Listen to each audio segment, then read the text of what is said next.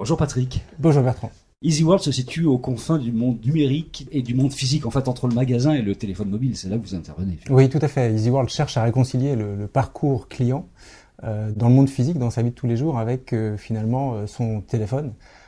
Et donc l'univers du digital, le téléphone étant ce qu'on a tous les jours dans sa poche.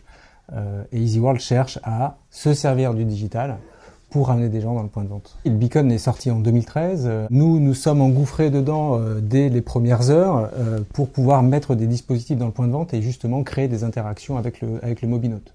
Aujourd'hui, le Beacon est un des éléments de notre solution qui se traduit par un objet physique comme celui-ci, mais qui aujourd'hui a été dématérialisé et on arrive à faire la même chose avec ça s'appelle le Virtual Beacon.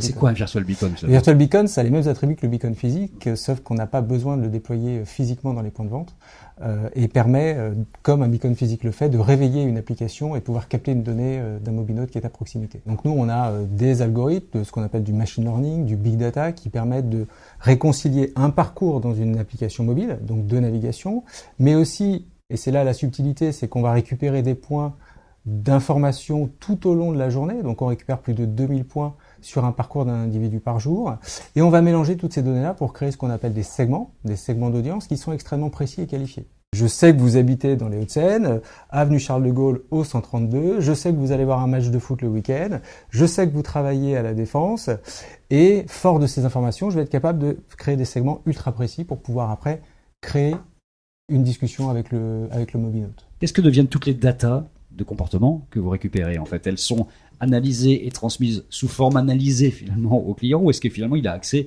à ces bases de data? Alors, il a accès aux deux.